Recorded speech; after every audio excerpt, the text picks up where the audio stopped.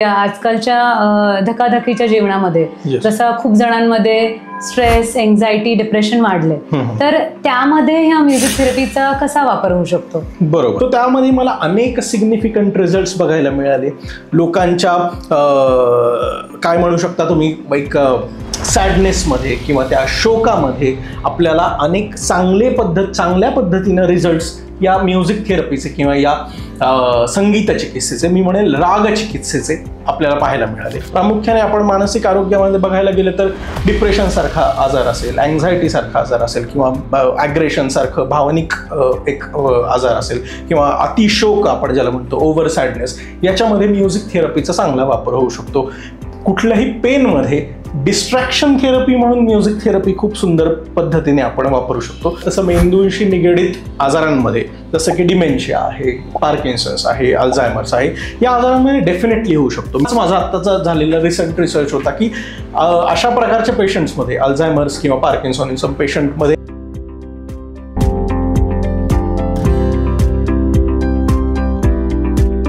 नमस्कार, मी डॉक्टर अमृता बराटे, तुमची होस्ट. आज ह्या पॉडकास्टमध्ये आपण एक वेगळ्या विषयावर चर्चा करणार आहोत, संगीत आणि आरोग्य. संगीताचा आपल्या शारीरिक, मानसिक आणि भावनिक आरोग्यावर कशा प्रकारे परिणाम होतो ह्याची चर्चा आपण आज करणार आहोत. आणि ह्यासाठी आम्ही आज आपल्या पॉडकास्टमध्ये बोलवलं आहे डॉक्टर शुभम कुलकर्णी यांना. नमस्कार. नमस्कार डॉक्टर शुभम. नमस्कार. तुम्ही आमच्या प्रेक्षकांना तुमचा एक छोटासा परिचय देऊ शकाल का? नक्कीच. सर्वप्रथम मी मेडिचर्चा या पॉडकास्ट चॅनलचे मनापासून आभार मानतो की मला तुम्ही आज या विषयावर चर्चा करण्यासाठी आमंत्रित केलं.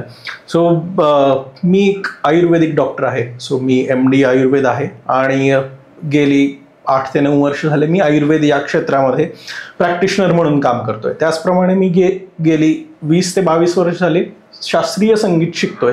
सध्या मी पंडित शौनक अभिषेकी यांच्याकडे गाण्याचं शिक्षण घेतोय आणि संगीत आणि आरोग्य या विषयाचा अभ्यास मी गेली 8 ते 9 वर्ष झाले सतत करत आहे.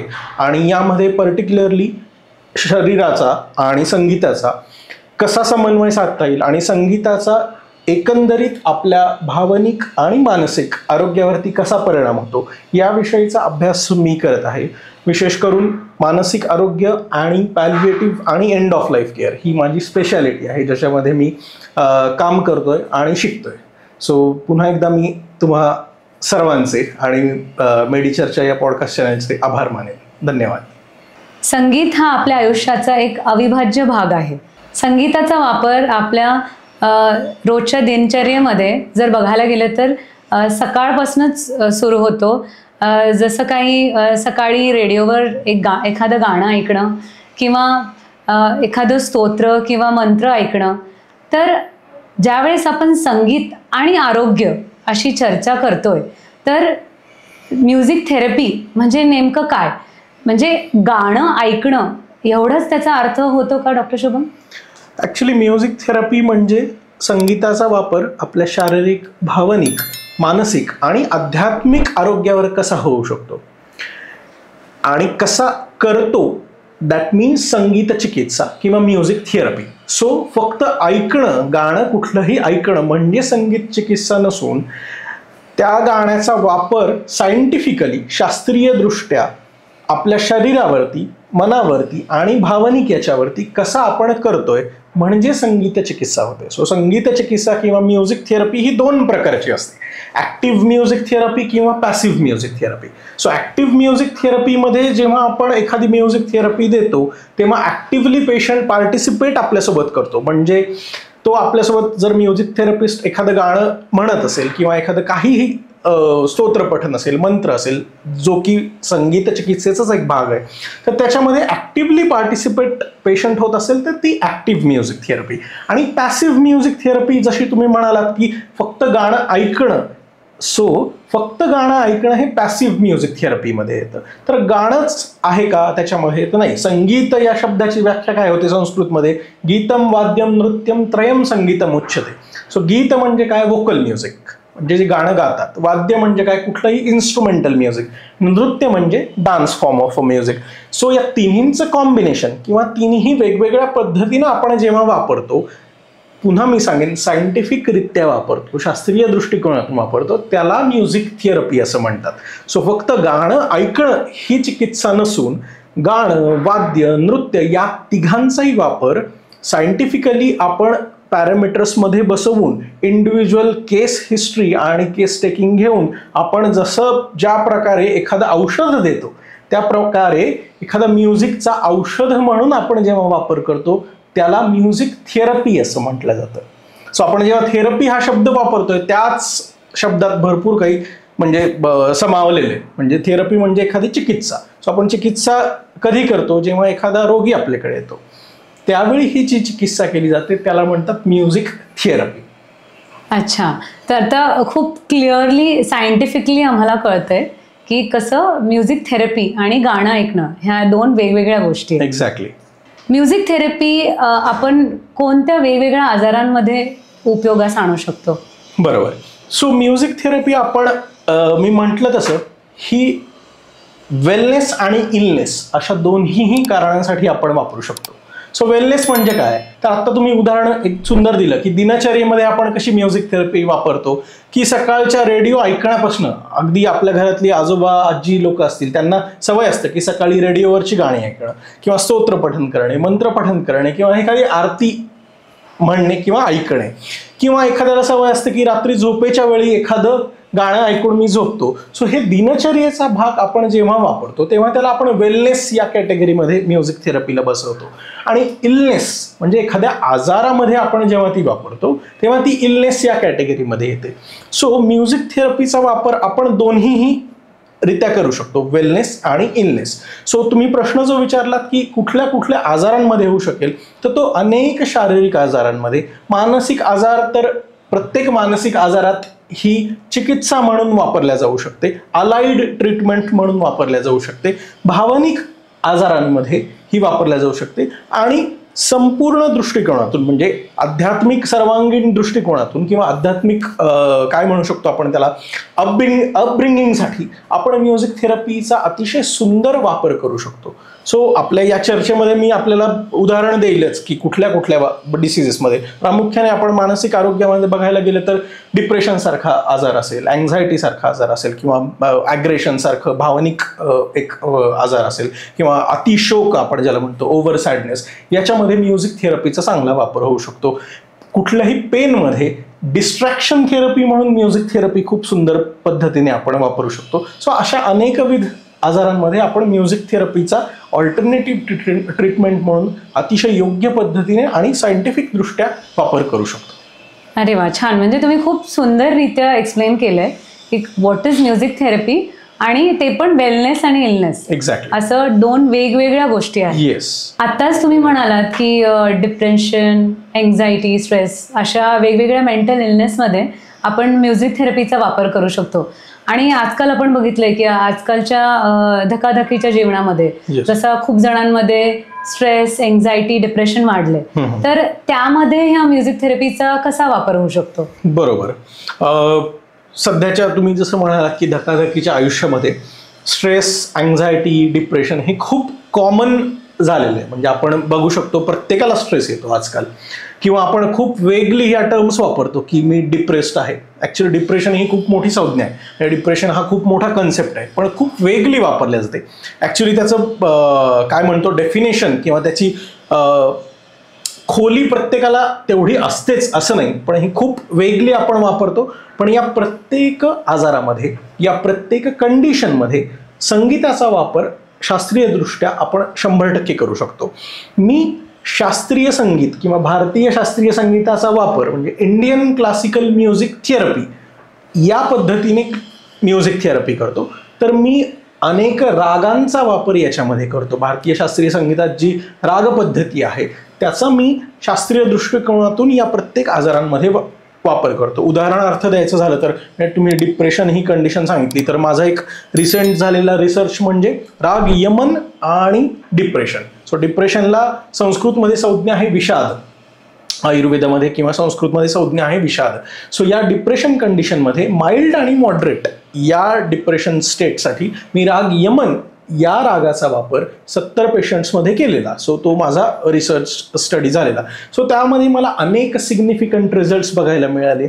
लोकांच्या काय म्हणू शकता तुम्ही, एक सॅडनेसमध्ये किंवा त्या शोकामध्ये आपल्याला अनेक चांगल्या पद्धतीनं रिझल्ट्स या म्युझिक थेरपीचे किंवा या संगीत चिकित्सेचे, मी म्हणेल राग चिकित्सेचे आपल्याला पाहायला मिळाले. तुम्ही म्हणाल तसं स्ट्रेस आहे, अँझायटी आहे, याच्यामध्ये अनेक असे राग आहेत, अनेक म्युझिकच्या पद्धती आहेत. त्याच्यामध्ये सुद्धा 3 प्रकार येतात. म्युझिक थेरपी आपण जेव्हा डिस्कस करतो, पहिली असते ती नाद चिकित्सा म्हणजे साऊंड थेरपी, दुसरी असते ती म्युझिक थेरपी म्हणजे मी तुम्हाला सांगितलं गीतम वाद्यम नृत्यम, आणि तिसरी जी आहे ती राग चिकित्सा. सो राग ॲज अ थेरपी. सो तुम्ही साऊंडचा सुद्धा वापर या स्ट्रेस, अँझायटी, डिप्रेशनमध्ये करू शकता, कुठल्याही साऊंडचा जो प्लिझंट आहे तुमच्या इयर्ससाठी. म्युझिकचा वापरही करू शकता आणि एखाद्या रागाचा वापरही करू शकता. मी या तिन्हींचाही वापर ॲज अ थेरपी म्हणून करतो, ॲज अ चिकित्सा म्हणून. प्रामुख्याने राग चिकित्सा ही माझ्या चिकित्सेमध्ये प्राधान्यत्वाने मी करतो आणि अशा प्रकारे या मानसिक आरोग्यांमध्ये ती वापरल्या जाते. तर तुम्ही असं म्हणालात की नाद, संगीत आणि राग अशा प्रकारे तुम्ही वेगवेगळी म्युझिक थेरपी देता. तर ही जी थेरपी जी व्यक्ती देते, तर मग कोणतंही गाणं शिकलेल्या व्यक्ती देऊ शकतो का, तो वेगळा म्युझिक थेरपिस्टच त्याच्यामध्ये असतो? बरोबर, खूप छान प्रश्न आहे हा. ऍक्च्युली आपण जेव्हा म्युझिक थेरपी म्हणतो, सो जेव्हा आपण त्याला थेरपी म्हणतो तेव्हा ती मेडिकल पॉईंट ऑफ व्ह्यूने आपण त्याच्याकडे बघितलं पाहिजे. सो कुठलाही गाणं शिकलेला व्यक्ती, फक्त गाणं शिकलेला व्यक्ती किंवा कुठलाही फक्त मेडिकल फील्डमधला व्यक्ती या चिकित्सेसाठी पात्र नाही असं माझं स्वतःचं मत आहे. जर दोन्हींचाही अभ्यास असेल, दोन्हींचीही डिग्री किंवा अभ्यास असेल, तर तो व्यक्ती अतिशय सुंदरपणे ही चिकित्सा देऊ शकतो. किंवा 2 व्यक्ती एकत्र येऊन, म्हणजे एखादा गायक असेल आणि एखादा डॉक्टर असेल किंवा सायकोलॉजिस्ट असेल, दोघांनी एकत्र येऊन त्या पेशंटवरती आपण, कारण शेवटी जेव्हा थेरपी म्हणतो तेव्हा ती आपण एखाद्या रुग्णावरती किंवा पेशंटवरती देतोय. सो आपल्याला एका विशिष्ट पद्धतीने, एका विशिष्ट फॉर्मॅटमध्ये, आणि आपण रुग्णावरती ती चिकित्सा म्हणून देतोय. सो जसं आपण एखादी गोळी देतो लिहून पेशंटना की या वेळेला घ्यायची आहे, एवढ्या वेळेला ती याच्यासोबत घ्यायची आहे, पाण्यासोबत घ्यायची आहे, दुधासोबत घ्यायची आहे, व्हॉट एव्हर आपण असं सांगतो, त्याप्रमाणे ही संगीत चिकित्सा देणारा व्यक्तीही सुद्धा त्यामध्ये प्रावीण्य असलेला असावा, त्याला एक्सपिरियन्स्ड असावा, सायंटिफिक दृष्ट्या त्याने याच्यावर रिसर्च केलेला असावा, आणि प्रामुख्याने मी सांगेल की ट्रेंड म्युझिक थेरपिस्ट जर असेल तर तो यासाठी पात्र ठरेल किंवा पात्र असू शकतो, असं माझं मत आहे. बरोबर, जसं तुम्ही म्हणालात की कोणीही संगीत शिकलेल्या व्यक्ती म्युझिक थेरपी देऊ शकत नाही, त्याला सायंटिफिक त्याचं नॉलेज पाहिजे, ट्रेनिंग हवं आणि एक वास्ट एक्सपिरियन्स हवा ही म्युझिक थेरपी द्यायला. तसंच या म्युझिक थेरपीचा मेंदूशी रिलेटेड काही आजारांमध्ये उपयोग होऊ शकतो का, जसं काय डिमेन्शिया, पार्किन्सॉनिझम, अल्झायमर्स? डेफिनेटली. म्हणजे आपण जेव्हा न्यूरोम्युझिकॉलॉजी ही टर्म यूज करतो, सो ज्याच्यामध्ये मी ट्रेंड आहे, so I did my training in neuromusicology. So त्याच्यामध्ये आपण संगीताचा वापर हा, तुम्ही जसं म्हणालात तसं मेंदूशी निगडीत आजारांमध्ये, जसं की डिमेन्शिया आहे, पार्किन्सन्स आहे, अल्झायमर्स आहे, या आजारांमध्ये डेफिनेटली होऊ शकतो. मी जेव्हा पॅलिएटिव्ह किंवा एंड ऑफ लाईफ याच्यामध्ये काम करतो तेव्हा अशा प्रकारची पेशंट्स माझ्यासमोर दैनंदिन माझ्या प्रॅक्टिसमध्ये येतात. तेव्हा तुम्ही जसं पहिला प्रश्न विचारला होता की फक्त गाणं ऐकणं म्हणजे म्युझिक थेरपी आहे का, तर या केसेसमध्ये फक्त गाणं ऐकणं नसून, जसं मी सांगितलं होतं की ऍक्टिव्ह आणि पॅसिव्ह म्युझिक थेरपी 2 प्रकार आहेत, तर ऍक्टिव्ह म्युझिक थेरपीचा या प्रकारच्या आजारांमध्ये, मेंदूशी निगडीत आजारांमध्ये अतिशय चांगला वापर झालेला आपल्याला दिसून येतो. त्याच्यामध्ये भरपूर अशा पद्धतीमध्ये, म्हणजे त्यांच्या कॉग्निशन किंवा मोटर किंवा सेन्सरी किंवा मेमरी या सेक्टर्समध्ये आपल्याला संगीताचा वापर अतिशय सुंदरपणे झालेला दिसून येतो. किंवा न्यूरोप्लास्टिसिटी, ज्याच्यामध्ये मेंदूशी निगडीत आपण जेव्हा टर्मिनॉलॉजी या घेतो त्या अतिशय स्पेसिफिक पद्धतीने आपण संगीताचा वापर याच्यामध्ये कसा करू शकतो याचाच माझा अभ्यास आहे. म्हणजे फक्त 7 स्वरांचा घेऊन, सा रे ग म प ध नि सा, या 7 स्वरांची कॉम्बिनेशन्स घेऊन आपण जी अलंकार तयार करतो, त्या अलंकाराचा वापर सुद्धा या मेंदूशी निगडीत आजारांमध्ये होऊ शकतो. हाच माझा आत्ताचा झालेला रिसेंट रिसर्च होता की अशा प्रकारच्या पेशंट्समध्ये, अल्झायमर्स किंवा पार्किन्सॉनिझम पेशंटमध्ये मेमरी रिलेटेड जे काही प्रॉब्लेम्स असतात किंवा विस्मरण ही काही जी हे जे काही प्रॉब्लेम्स असतात, याच्यामध्ये संगीताचा किंवा भारतीय शास्त्रीय संगीताचा वापर कसा होऊ शकतो आणि तो कसा करायचा, याच्यावरतीच मी रिसेंटली अभ्यास केला आणि तो अजूनही कंटिन्यू चालू आहे. तो डेफिनेटली जेव्हा दैनंदिन याच्यामध्ये मी तेच म्हणेन की पुन्हा ही खूप प्रॅक्टिकल अशी फील्ड आहे. म्हणजे म्युझिक थेरपी आपण फक्त बोलून हे होत नाही, तर आपल्याला ॲक्च्युली करायला लागतं आणि ते जेव्हा समोर दिसतं आपल्याला, त्याचे रिझल्ट जेव्हा समोर दिसतात तेव्हा आपल्याला कळतं की yes definitely it has worked. पण मी पुन्हा असं म्हणेन की दिस इज अ ऑल्टरनेटिव्ह आणि अलाइड थेरपी. तुम्ही याच्यावरती अवलंबून असून चालणार नाही, तुम्हाला ती सहाय्यक म्हणून वापरायला लागते. Whether you are taking allopathy, Ayurvedic, homeopathy, doesn't matter. But तुम्ही जर त्याच्यासोबत संगीत चिकित्सा ही अलाइड म्हणून वापरत असाल तर ती अतिशय सुंदर पद्धतीने मेंदूशी निगडित आजारांमध्ये, मानसिक रोगांमध्ये किंवा भावनिक रोगांमध्ये अतिशय सुंदर पद्धतीने काम करते. म्हणजे प्रॉपर त्यांना जे मेडिसिन्स चालू असतात त्यासोबत सहाय्यक म्हणून याचा वापर केला जातो आणि त्याचा नक्कीच चांगला परिणाम, पॉझिटिव्ह परिणाम आपल्याला. तुम्ही एखादं एक्झाम्पल किंवा एक्सपिरियन्स सांगू शकता का ह्याच्या रिलेटेड? डेफिनेटली. आता अशी खूप प्रकारची पेशंट्स आपल्याकडे येतात की ज्यांना ऑलरेडी सायकॅट्रिक मेडिसिन सुरू आहेत किंवा ऑलरेडी न्यूरोलॉजिस्टकडनं किंवा त्यांची एखादी न्यूरोसर्जरी झालेली आहे आणि ते मग आपल्याकडे चिकित्सेसाठी म्हणून येतात. आता मी आयुर्वेदिक चिकित्सक पण आहे, मग ते आयुर्वेदाच्या चिकित्सेसाठी पण कधी कधी आलेले असू शकतात. त्यांना मी संगीत चिकित्सा ही माझ्या प्रिस्क्रिप्शनमध्ये, माझ्या प्रिस्क्रिप्शनमध्ये तुम्ही बघितलं तर आयुर्वेदिक चिकित्सेसोबत शेवटी एखादा राग किंवा काय म्युझिक थेरपी तुम्हाला करायची आहे हे मी लिहून देतो त्यांना. सो असे अनेक पेशंट्स आहेत. आत्ता माझ्याकडे डिप्रेशनच्या 1-2 केसेस आहेत ज्यांना ॲलोपॅथीची मेडिसिन ऑलरेडी डॉक्टरांकडनं सुरू आहेत. अलाइड म्हणून किंवा ऑल्टरनेट किंवा अजून सहाय्यक म्हणून ते आयुर्वेदाची सुद्धा ट्रीटमेंट घेत आहेत आणि त्याच्यासोबत संगीत चिकित्सेची जेव्हा आपण जोड त्याला देतो तेव्हा या चिकित्सांचा फायदा, म्हणजे ॲलोपॅथी असू देत, आयुर्वेदिक असू देत, यांच्यासोबत संगीत चिकित्सेचा अतिशय पॉझिटिव्हरित्या त्यांना फायदा झालेला आपल्याला दिसून येतो. त्यांच्या ओव्हरऑल बिहेवियरमध्ये, त्यांच्या ओव्हरऑल कॉन्फिडन्समध्ये संगीताचा अतिशय सुंदर पद्धतीने वापर झालेला आपल्याला दिसून येतो. तुम्ही म्हणालात जसं मानसिक आजार किंवा मेंदूशी निगडीत जे विकार आहेत त्यामध्ये ह्याचा नक्कीच खूप चांगला फरक पडलेला आहे. तसंच लहान मुलांमध्ये ऑटिझम, ADHD असे जे विकार बघायला मिळतात त्याच्यामध्ये कसा ह्याचा उपयोग होऊ शकतो? डेफिनेटली. आपण जेव्हा म्हणतो ऑटिझम किंवा ADHD, again they are neuro developmental disorder, so related to मेंदूच आहेत हे आजार. सो या प्रकारच्या आजारांमध्ये देखील म्युझिक थेरपीचा वापर आपण डेफिनेटली करू शकतो. सो लहान मुलांमध्ये लहान मुलांच्या पद्धतीने आपण जेव्हा चिकित्सा देतो, एखादी ट्रीटमेंट देतो, तर त्या पद्धतीने आपल्याला छान रिझल्ट्स बघायला मिळतात.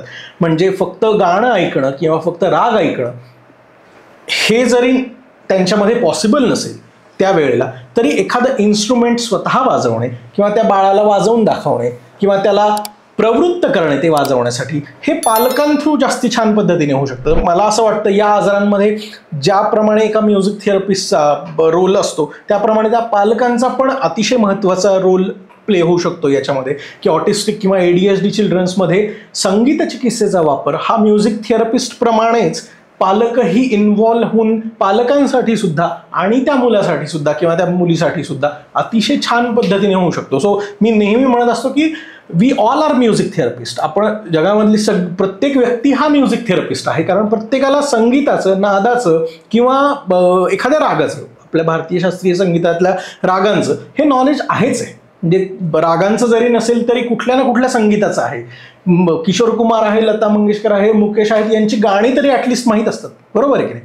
तर गाण्यांचा सुद्धा कसा वापर आपण त्याच्यामध्ये करू शकतो किंवा लहान मुलांची बडबड गीतं आहेत याचा वापर कसा लहान मुलांच्या चिकित्सेमध्ये करू शकतो किंवा इन्स्ट्रुमेंट्सचा वापर आपण, हँडड्रम्स असतात छोटी छोटी किंवा छोट्या छोट्या काही खेळण्या असतात ज्यांच्यामध्ये म्युझिक असतं, त्याचा वापर आपण सायंटिफिक कसा करू शकतो हे फार महत्त्वाचं ठरतं जेव्हा आपण ऑटिझम किंवा ADHDच्या पेशंट्समध्ये म्युझिक ॲज अ थेरपी देतो. जिथे मी म्हटल्याप्रमाणे ज्याप्रमाणे म्युझिक थेरपिस्ट रोल प्ले करतो इम्पॉर्टंट, त्याप्रमाणे पालकांचं सुद्धा खूप योगदान लागतं त्यामध्ये जेव्हा आपण संगीत चिकित्सा ही लहान मुलांमध्ये शक्यतो देतो. तुम्ही ही म्युझिक थेरपी ज्यावेळेस देता तर ही देताना तुम्हाला कोणत्या कोणत्या पॅरामीटर्सचा विचार करावा लागतो? बरोबर, अतिशय छान प्रश्न आहे हा. कारण म्युझिक थेरपी आपण जेव्हा म्हणतोय तेव्हा एका चिकित्सेप्रमाणेच आपल्याला त्याचा विचार करायला लागतो. ज्याप्रमाणे एक आयुर्वेद चिकित्सक म्हणून मी पूर्ण केस हिस्ट्री घेतो पेशंटची, काय झालंय काय नाही, केव्हा उठतो केव्हा झोपतो, त्याप्रमाणे म्युझिक थेरपीची केस हिस्ट्री किंवा केस टेकिंग पण वेगळी आहे. त्या पद्धतीने मला घ्यायला लागते. त्याच्यामुळे ही individualistic kind of a therapy आहे. त्याच्यामुळे मी तुम्हाला आत्ता सगळ्यांना इथे ग्रॉसली सांगू नाही शकणार की ऑटिझम ADHD मध्ये या प्रकारचं संगीत ऐका आणि मग तुम्हाला बरं वाटेल, किंवा डिप्रेशनमध्ये हे ऐका आणि तुम्हाला बरं वाटेल. सो ग्रॉसली मी इथे सांगणं अतिशय चुकीचं ठरेल, कारण ही individualistic kind of a therapy जेव्हा आपण इलनेसचा म्हणून वापर करतो, जेव्हा आपण एखाद्या आजारांमध्ये वापर करतो, प्रत्येकाची प्रकृती वेगळी असते, प्रत्येकाला पचनी पडणारं ते संगीत वेगळे. त्याच्यामुळे राग ऐकवायचा की साधं गाणं ऐकवायचं की फक्त एखादं साऊंड इन्स्ट्रुमेंट ऐकवायचं, इन्स्ट्रुमेंटल साऊंड, किंवा फक्त मंत्र ऐकवायचा, किंवा फक्त काहीही साधं ऐकवायचं. सो हे डिपेंड करतं प्रत्येक केस टू केस. सो जेव्हा केस माझ्यासमोर येते तेव्हा मी ज्याप्रमाणे आपण केस हिस्ट्री घेतो त्याप्रमाणे केस हिस्ट्री घेऊन झाल्यानंतर तो विचार येतो की yes, this is a diagnosis of patient. मग या पेशंटमध्ये आपण काय संगीत चिकित्सा दिली पाहिजे म्हणजे त्याला त्याच्या शारीरिक, मानसिक, भावनिक याच्यामध्ये परिणाम घडू शकेल. मी तुम्हाला जे सांगतो की मी हा रिसर्च केला याच्यामध्ये हे तर त्या कॅटेगरी बेस्ड पेशंट होती. माइल्ड मॉडरेट डिप्रेशन जसं मी सांगितलं त्याच्यामध्ये यमन वापरला गेला. सो त्याच प्रकारची पेशंट घेतल्या गेली, त्यांना ते सिम्पटम्स होते म्हणूनच ती पेशंट घेतल्या गेली. So it is totally individualistic based kind of a therapy असं माझं स्पष्ट मत आहे. कारण त्याला ग्रॉसली मला तुम्हाला आत्ता सांगणे की मी हे वापरतो आणि तुम्ही हे वापरा आणि हा आजार बरा होईल असं मी कधीही सांगणार नाही. कारण ते खूप शास्त्रीय दृष्टिकोनातून आपण त्याला वापरतो आणि तसंच वापरलं गेलं पाहिजे असं माझं मत आहे. म्हणजे प्रत्येक पेशंटनुसार ही वेगवेगळी असू शकते. एक्झॅक्टली. आणि एक साधारण सगळ्यांसाठी सरसकट एक वापरू शकत नाही. एक्झॅक्टली. कारण काही पेशंट्समध्ये तुम्ही म्हणजे गाणं लिहिणं ही पण एक म्युझिक थेरपी आहे. आलं का लक्षात? गाणं लिहून घेणं ही पण एक म्युझिक थेरपी आहे. डिप्रेशनच्या अनेक पेशंट्समध्ये त्यांच्या भावना त्यांच्या शब्दात मांडता येणं, त्यांना मांडवून घेणं ही पण एक पार्ट ऑफ म्युझिक थेरपी आहे. जस्ट लिसनिंग टू म्युझिक और singing with a music therapist is not a music therapy. त्या भावना ज्या काही आहेत एखाद्या पेशंटच्या त्या शब्दांमध्ये तो मांडत असेल तर त्याला संगीतिक दृष्ट्या चाल देणे आणि ते त्याला गाऊन दाखवणे किंवा नुसतं शब्दांमध्ये लिहून घेणे हा सुद्धा एक संगीताच्या किस्सेचाच भाग आहे. So writing a music, writing words of on emotion is also part of music therapy. So हे प्रत्येकामध्ये वेगवेगळं असू शकतं. म्हणून इंडिव्हिज्युअलिस्टिक मी त्याला त्यामुळेच म्हणतोय की हे प्रत्येकासाठी वेगवेगळं आहे. सो ग्रॉसली असं मला सांगता येणार नाही की या आजारांमध्ये हा राग वापरा आणि तुम्ही बरे व्हा, असं कधीच होऊ शकत नाही असं माझं मत आहे. ही म्युझिक थेरपी आपण किती वेळा साधारण त्यांनी घ्यायची असते किंवा किती महिने चालू ठेवावी लागते? पुन्हा हा प्रश्न पर्सन टू पर्सन चेंज होतो. रुग्ण ज्या प्रकारे आहे, ज्याप्रमाणे आपण ट्रीटमेंटचं आपलं स्केड्यूल असतं की आपण डोस टेपर करत जातो एखाद्या औषधाचा, किंवा 3 महिने लागेल, 6 महिने तुम्हाला चिकित्सा घ्यायला लागेल, त्याचप्रमाणे संगीत चिकित्सा पण आपल्याला ड्युरेशननुसार ठरवायला लागते की आपण ही चिकित्सा किती दिवस देतोय, मग ही वर्षभर चालू राहू द्यायची आहे का, किंवा 2 वर्ष लागेल की 3 महिने झाली आणि बस झाली आहे. मग तो पेशंट रेग्युलरली त्याच्या दिनचर्येत कसा त्याचा वापर करू शकतो. सो अगेन हा प्रश्न तुम्ही जो विचारला तो इंडिव्हिज्युअलिस्टिकच मी सांगू शकेल की म्हणजे या पेशंटमध्ये हे एवढे दिवस वापरले जाऊ शकतं किंवा या पेशंटमध्ये हे एवढे दिवस वापरायला पाहिजे. सो अगेन हे म्हणजे रुग्ण टू रुग्ण किंवा केस टू केस डिफर करतं. म्हणजे केस टू केस ऑब्झर्व करून थेरपी पण ठरवली जाते आणि साधारण किती वेळा किंवा किती दिवस चालू ठेवावं लागते हे पेशंट टू पेशंट वेगवेगळं असतं. एक्झॅक्टली. डॉक्टर, तुम्ही सुरुवातीला म्हणाले होतात की 2 वेगवेगळ्या गोष्टी, इलनेस आणि वेलनेस, या दोन्हीमध्ये म्युझिक थेरपीचा वापर होतो. तर मग वेलनेसमध्ये आपल्या डे टू डे रुटीनमध्ये, रोजच्या धकाधकीच्या जीवनामध्ये आपण बघतो की बऱ्याच लोकांना बऱ्याच प्रकारचा स्ट्रेस असतो. तर त्याच्यामध्ये वेलनेस म्हणून याचा उपयोग कसा करू शकतो? एक्झॅक्टली. सो वेलनेस म्हणून आपण दिनचर्येमध्ये ज्याप्रमाणे आयुर्वेदात आपण सांगतो की रोज तुम्ही अभ्यंग केलं पाहिजे किंवा रोज तेलाची मालिश शरीराला झाली पाहिजे, त्याप्रमाणे किंवा रोज आपण ब्रश करतो, हे आपला दिनचर्येचा एक भाग आहे की नाही, त्याप्रमाणे जर संगीताचा वापर तुम्ही दिनचर्येत करत असाल तर तो स्ट्रेस मॅनेजमेंटसाठी खूप छान पद्धतीने वापरला जाऊ शकतो. जसं तुम्ही म्हणालात की रेडिओवरचं संगीत असेल, कुठल्याही प्रकारचं संगीत जे तुम्हाला प्रिय आहे, माइंड प्लीजिंग म्युझिक. सो संस्कृतमध्ये किंवा आयुर्वेदात शब्द आहे मनसो अनुगुण शब्द चिकित्सा. सो म्युझिक थेरपी इज मनसो अनुगुण शब्द चिकित्सा, माइंड प्लीजिंग साऊंड थेरपी. म्हणजे म्युझिक थेरपी. सो जे कुठलं गाणं आवडतं, जो कुठला राग आवडतो, ज्या प्रकारचं म्युझिक आवडतं. So I am not saying here की तुम्ही फक्त शास्त्रीय संगीतच ऐकायला पाहिजे.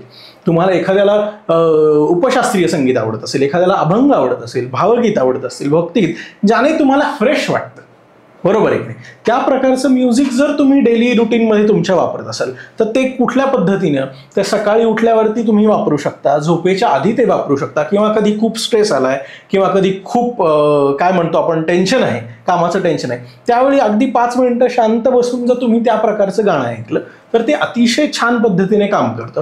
आणि डेफिनेटली म्हणजे मी जेव्हा रिसर्च करतो किंवा जेव्हा प्रॅक्टिस करतोय, भारतीय शास्त्रीय संगीताचा अतिशय सुंदर वापर याच्यामध्ये होतो. जरी तुम्हाला ते आवडत नसेल किंवा ऐकलं नसेल म्हणून तुम्ही आवडत नाही असं म्हणत असाल तर तुम्ही ते जरूर ऐकून बघा.